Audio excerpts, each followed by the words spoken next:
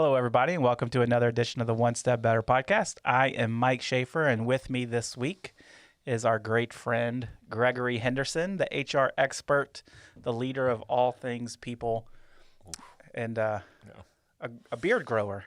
Yeah. So, looking good. Thank you. Looking Yours good. too. I always wondered, because you're bald, but you have a beard, how do you How decide perceptive of you. where the, right? How do you decide where the beard and the bald hair, like that line, and like that's your cutoff? I always wondered that. How do you decide that? Just convenience, actually. Just whoever has the clippers gets to decide? So I shave in the shower. I shave my head in the shower. And so because I don't have a mirror, I just go by my ear. Whatever it feels This is right there. Interesting. All right. I'm taken, so I don't really care. It doesn't matter. It doesn't matter. Yeah. When Amanda says, "Hey, I need you to change that," that's when you change it. That's right. Yeah. Oh, so you're growing a beard. You don't want to be kissed this month. Okay, great. Yeah. Right. Well, so today on this week's episode, we are going to talk about a principle that we teach in one of our HR series called On Ramp, and it's the idea that everybody in an organization needs to be able to kind of have an understanding of what's going on around them, some sense of awareness. We call that being a pulse taker, and so we're going to talk about that, especially in light of the holiday season that's coming up and what some leaders and owners need to be aware of as they go out and lead their teams. But before we do that, we got to start with something a little more upbeat, a little more fun. So Gregory, question of the week is what was your favorite game to play as a kid? I have a few, but when you first asked that question, the immediate vision I got was sitting in a circle and waiting for somebody to pick me. Duck, goose. Duck, goose. Yeah. I love that one, mainly because I couldn't run very fast, but I could run short distances really fast. So I'm like, You're a sprinter. I was a sprinter, so no hide and go seek. I always got tagged. But duck, goose, yeah. I mean, you could. No, I'm not cheating, right? I'm not throwing my hand behind me and trying to trip them and then tag. Nope, I can chase you down in a little bit because I could. I had good short burst speed. That was very my favorite. agile. That was my favorite game. Really, that's interesting. I did not enjoy Duck, Goose very much. I don't know why. We never really played it too much. And then Red Rover. That was a fun one. Yeah. And you would just try your hardest to break those people's arms, destroy them as you're running across. Yeah. And I was very, very tiny growing up. Very, very tiny. So here's a great idea. So I joined the Army at 18 years old at 125 pounds. So if you think, I was, very, very tiny, very, very small, and I loved that game. You just get clotheslined? I would get clotheslined all the time. Oh, man. No, Yep. I would run through that. That was a fun one. My favorite game was hide and go seek. I wasn't very fast, but I was willing to hide just about anywhere. My favorite place to hide growing up was we played hide and seek in my neighborhood, and I would get on our roof. I would climb up on our roof, and nobody would find me. And then whenever like the person who is finding everybody is kind of far enough away, I would jump off the roof and run to base. And it was a fun game. I love playing hide and go seek. We play it now with the kids in the house. Yeah. And it's always like, where in the world can you find yourself where nobody else is around? I love that game. Yeah, we do upstairs. We just turn the lights off, and we play hide and go seek in the dark. Yeah. And so that's always fun because, I've got multiple ages. And so the 6-year-old is trying to find you, and it's dark, and you can hide in the corner. Yeah. It's pretty cool. Hide and go seek with a Nerf gun takes it to another level. Yeah. So as soon as somebody comes around trying to find you, just start shooting them. Yep. And then we whenever play you're reverse. playing with kids, then you start shooting your 5-year-old, 6-year-old. They don't want to come find you very often. And then if we're out in a park or somewhere, we play the reverse hide and go seek, which is called sardines. Yes. Yeah. So no running, right? Yep. Have you ever played hide and go seek in your car? So the concept here is you get a group together, you state your boundaries, whatever it is. Let's say it's going to be Bartlett or Memphis or whatever. It's got to be a little bit more, more restrictive than the entire city. But you go hide somewhere. It can't be like in a garage with the door closed. You have to be somewhere that your car is visible. And You do a conference call and everybody's calling into the same phone number. Or, I guess back then it was a 3-way call and you just kept adding lines and lines and lines. Right. And everybody's on the phone together and you're driving around town trying to find everybody. That was a fun one. Wow. Yeah, that'd be fun. We should do that at the company day. Yeah. It's not easy, especially in a big city. Right. Well, we'd have to, go to a smaller, maybe go to Arlington and say, hey, Arlington's your hiding space. Yeah. It's a fun game. So It'd be fun. Anyway, games are always fun. We like to play games. We like to play games in the workplace. And so, sometimes that when we play games in the workplace, some people like it, some people don't. We have really competitive people. We have people that aren't so competitive. And as leaders, we call them losers. Right. A little bit, right? We can't say that publicly though. But as leaders, we have to keep our eyes on those people, so that way we can know who is going to enjoy games like that, who's not going to enjoy games like that. And in our world, we call that being a pulse taker. And so this idea came out of a book that I read a long time ago that was talking about second chair leaders, people who aren't necessarily the primary leader. How can they support their leaders the best way? How can they support their organizations the best way? And one of the concepts is be a pulse taker. A pulse taker is somebody who simply understands what's going on at all times. Not because people are actively coming to them and saying, hey, Michael, you need to be aware of this or that. But they just have a genuine intuition about how the culture is heading. In your leadership experience, you've had many opportunities to lead small teams, big teams, everything in between. How have you always tried to make sure that you kind of keep your eye on what's going on? How do you keep your ear to the ground to really get a good pulse of how things are operating? Yeah, I love the second hat leader kind of philosophy that we talked about when I first got here. I love that because it goes back to how I was kind of learned and trained in the Army was this: you have to be the eyes and ears of your command. And so the different positions that I was in, you either had your eyes and ears on a small team or you had your eyes and ears on the whole battalion, 800, 1,000 people. And it was really interesting because it didn't matter the size. It mattered the method that you went about it. The method that I found was most successful was just having average conversations about absolutely nothing. Because if you're willing to have a conversation about absolutely nothing with me, then I could judge your morale off that. If you're stressed out and you don't care to talk about the game last night, well, then I can figure that out as well. So I think as leaders, if we could just don't shy away from benign conversations, right? Just, hey, we're just shooting the breeze. I think that would tell us a lot about where our pulse is at the company level. There's a book called The Culture Code. Daniel somebody, I forget his last name, wrote it. He calls this belonging cues.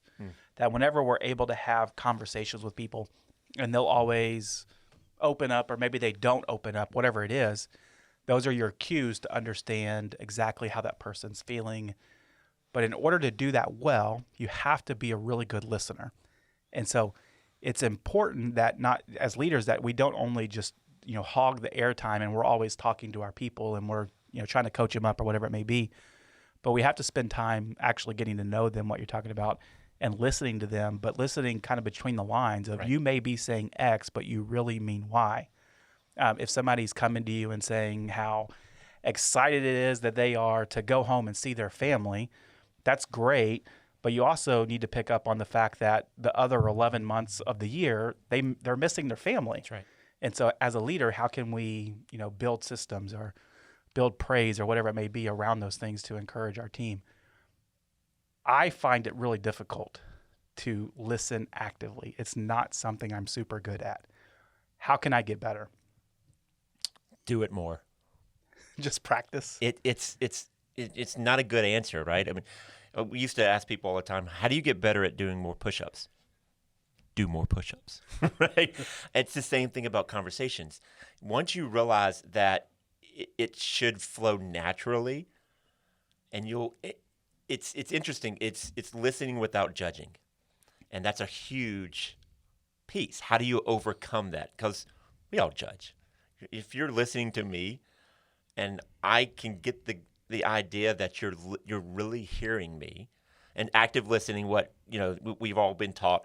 You rephrase what I just said in your own words. Hey, did I hear you correctly? Is this what you said?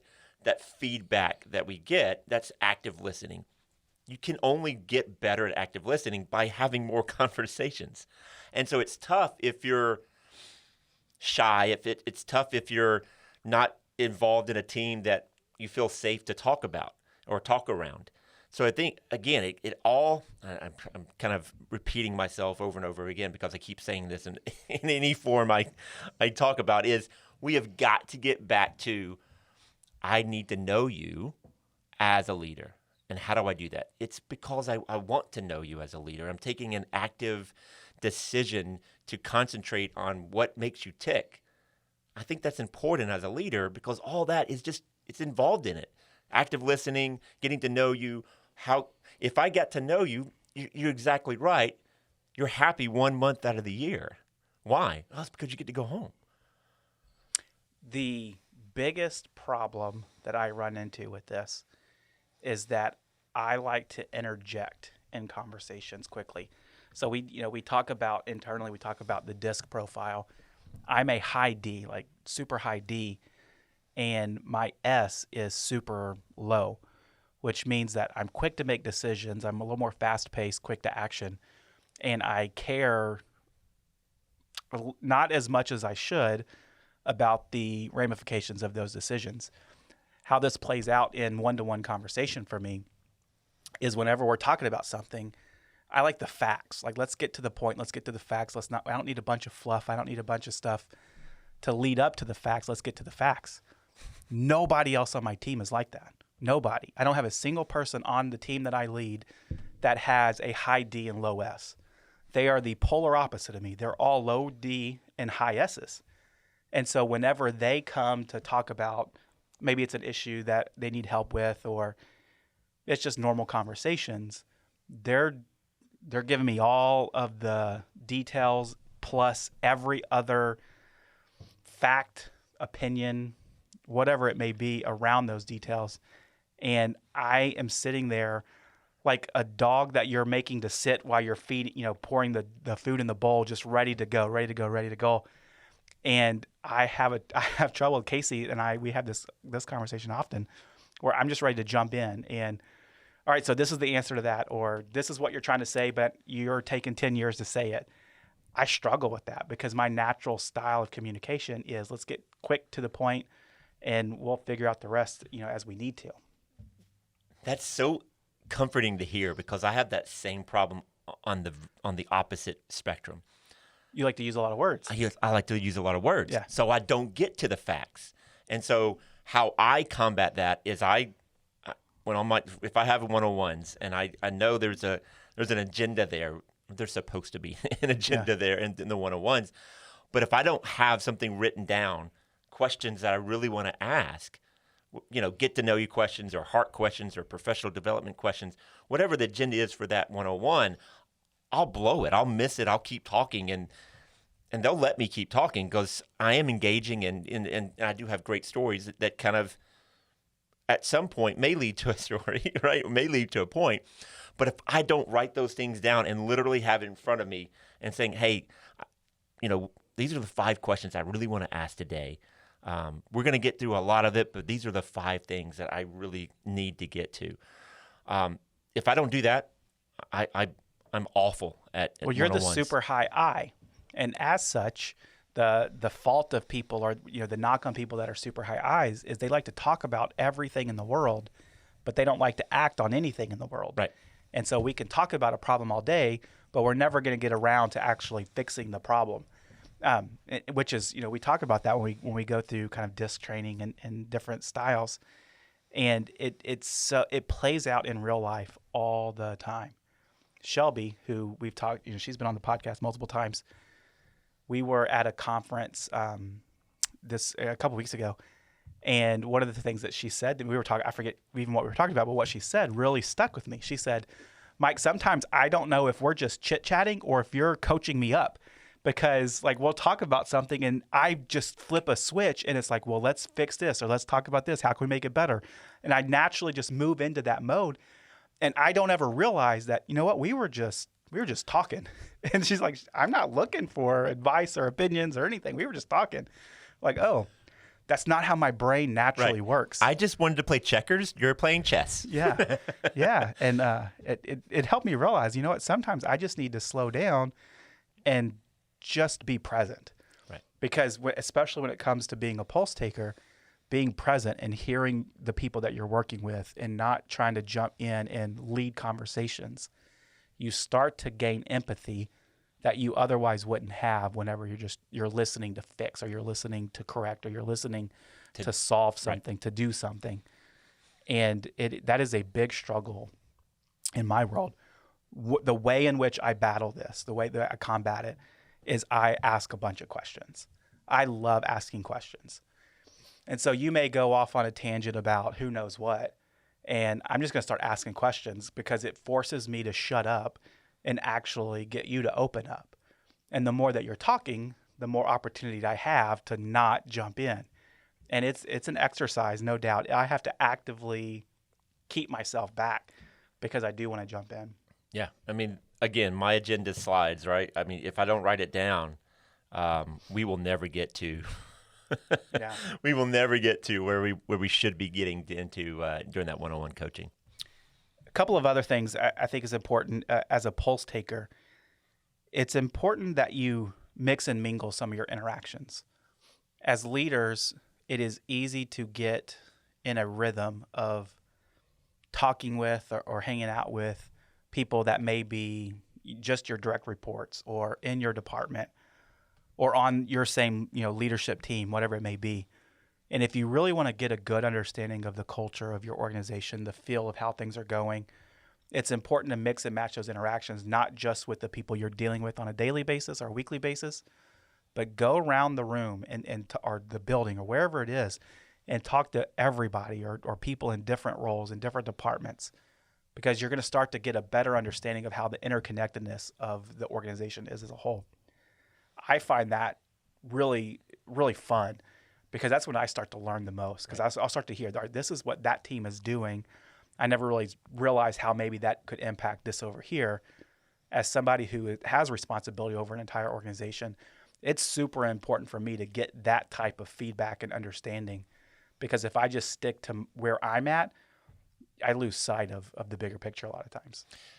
Yeah, I love that. I would add that if you have peers at the same leadership level that you're at, that's a great conversation to have with those as well. Hey, this happened with my team. Have you ever experienced something of that nature? Because I think, especially in the leadership position, we have a tendency to think that because our team is doing so well or doing so poorly, that it's system-wide. It's every team is doing awful or every team is doing awesome. So I think it's a nice conversation to have to make sure that, hey, are we all speaking the same message from the top down and the bottom up? So I think, yes, absolutely go around to other departments, but also figure out that peer level, that peer-to-peer level, to make sure that iron sharpens iron at that level.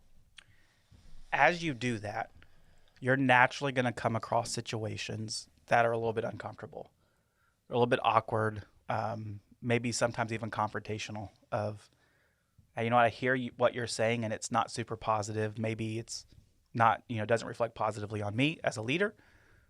Maybe it doesn't reflect positively on our organization as a whole. As you learn those things, what do you do with it?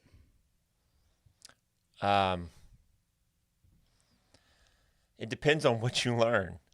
So if you learn something that's betterment for the team, absolutely, right? So, take that, own it, and say, yeah, that's a shortcoming in my area, right? So I've got a block here, or maybe I was thinking something totally different. And so, yes, a peer or even an employee came to me and said, hey, listen, you're not doing what we need you to do at this particular phrase or situation or whatever.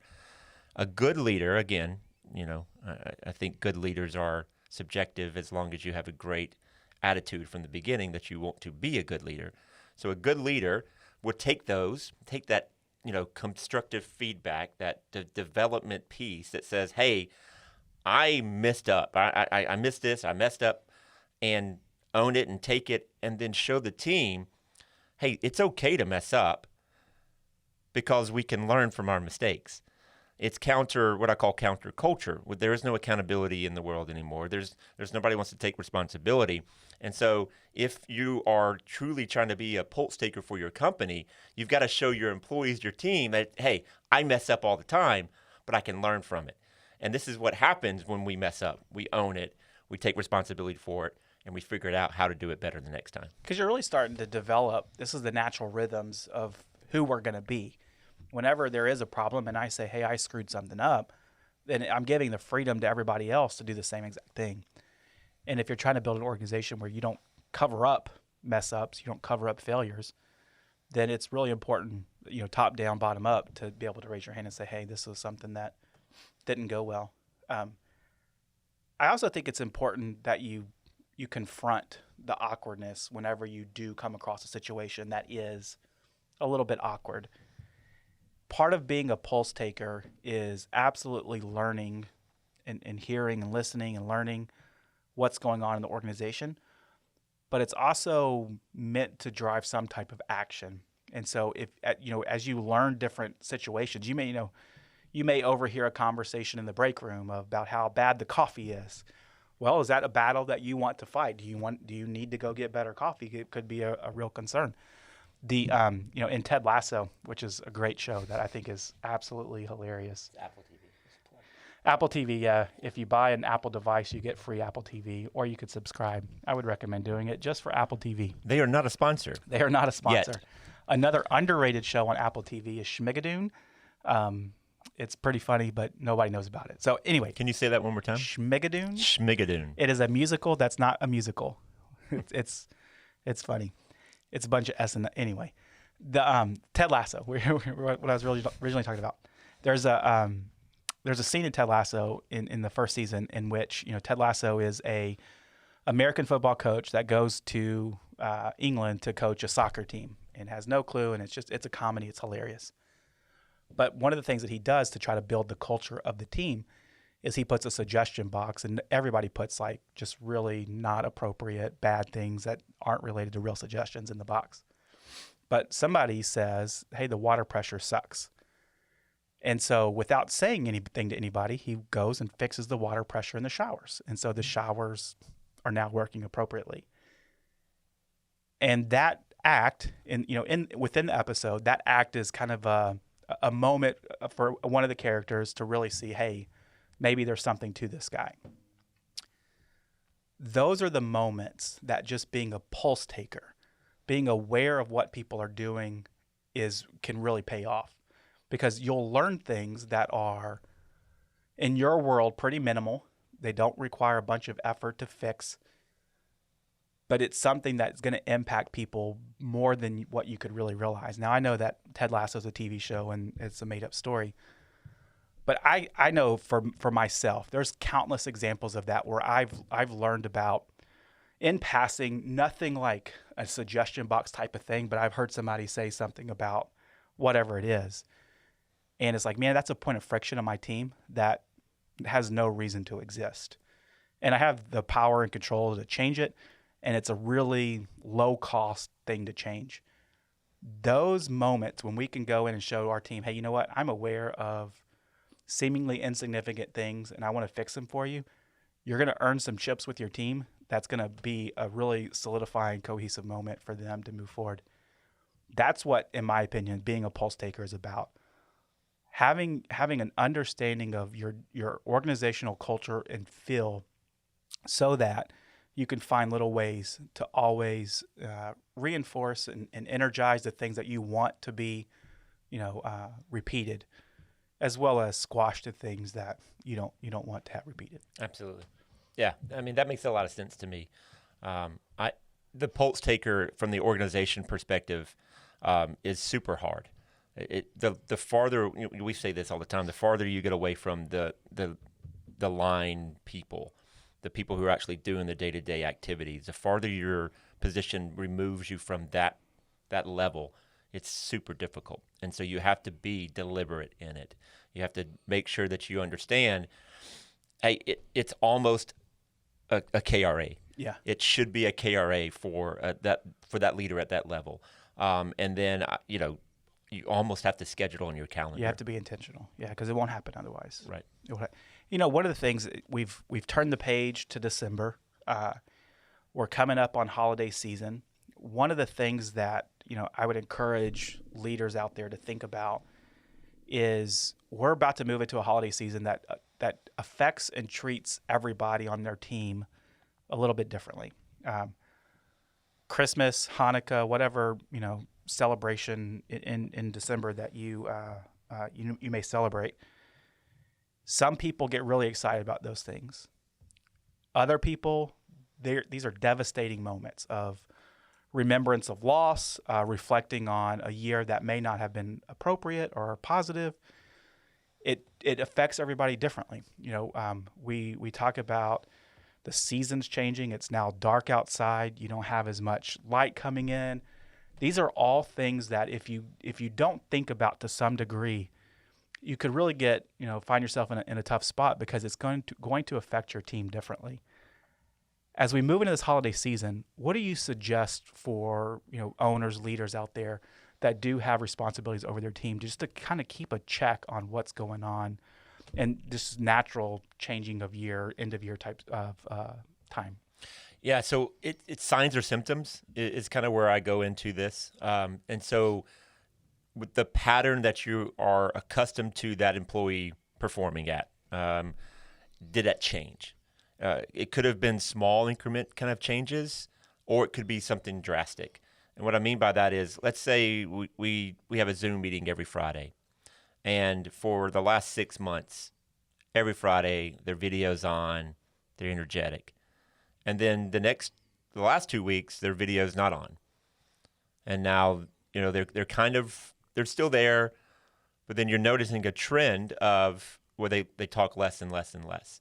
So holidays and the idea of all this is to get us to think through, do we know our employees? And if we know them, then can we identify some red flags when their trend of performance goes down or their trend of engagement goes down? There's something there that I think as a good leader we can dive into and say, hey, you haven't put your video on the last 2 weeks. There's something going on, or are you okay? So I go back to trend analysis and signs and symptoms that show you there's something there because you know your employees. As you do realize, hey, you know what, there is something going on. How I'm not confrontational is probably not the right word, but how direct can I be in that conversation, both from a strict HR perspective, because they may be dealing with personal stuff that may not be business related. Is that any of my business as a leader of an organization, or is that hands off? And then not necessarily from a strict HR, but just, I want to have a great culture here.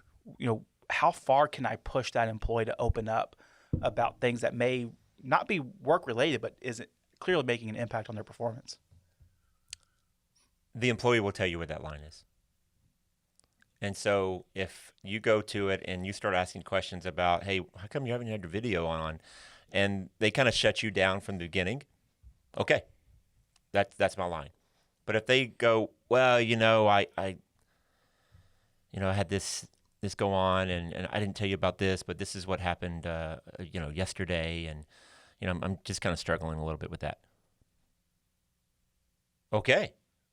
Well, now that line it's not a hard line. Now I have the freedom because of their feedback to me.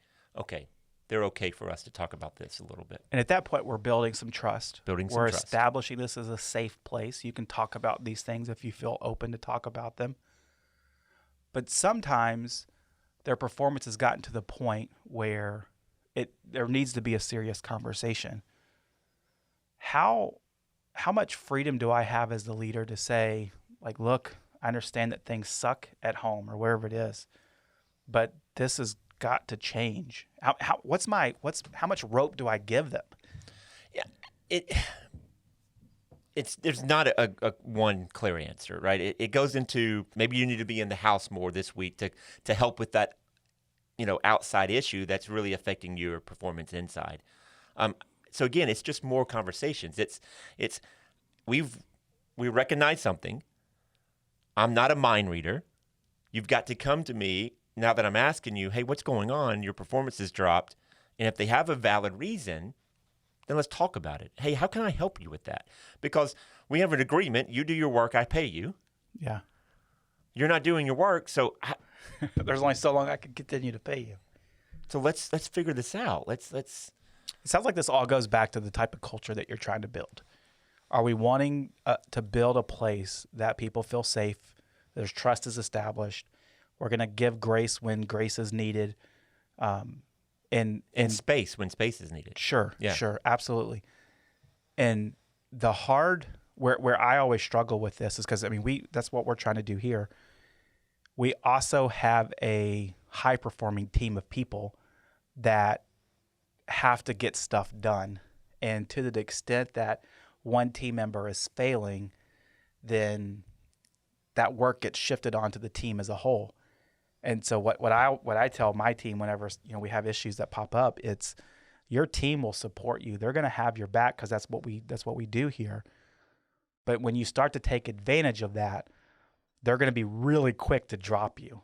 And so you have to be kind of aware enough to know if I'm struggling, I maybe need to share something with my team that's going to maybe garner some empathy when as it's due, versus if I just try to go lone wolf in this, it's going to you're going to burn some bridges.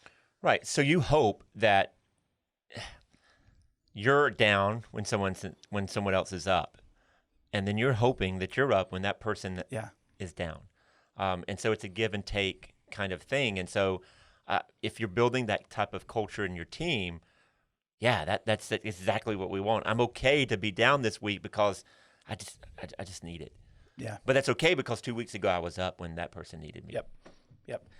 Push and pull. There's a balance of that all around. And hopefully that, if you're a leader that has a good understanding of the culture that you're trying to build and you're intentional about that, as well as you have a good pulse and feel for how people are thinking, what they're saying, and the culture that, the real life culture that you guys are living in, hopefully you can marry those two things to be able to have the conversation to say, hey, Greg, you know what? Your performance has sucked recently. What's going on? Help me understand. Or, hey, you know what? Mike's performance has sucked really bad, and I need some help, and the team's going to rally around. So, good conversation, Greg. If you guys are out there listening and you guys are struggling with some of this stuff in your team, feel free to reach out. We would love to continue the conversation. You could do that by emailing us at onestepbetter@patrickaccounting.com, or you could leave us a comment wherever it is that you're listening to this podcast. And please remember to make sure that you click subscribe so that you'll never miss another episode. It drops every single week. I believe it's on Wednesday, so that you can tune in and hopefully hear some good advice, or at least some empathy from people that are going through some of the same struggles that you guys are going through in your organization. So thank you guys for joining us. And until next week, have a great day.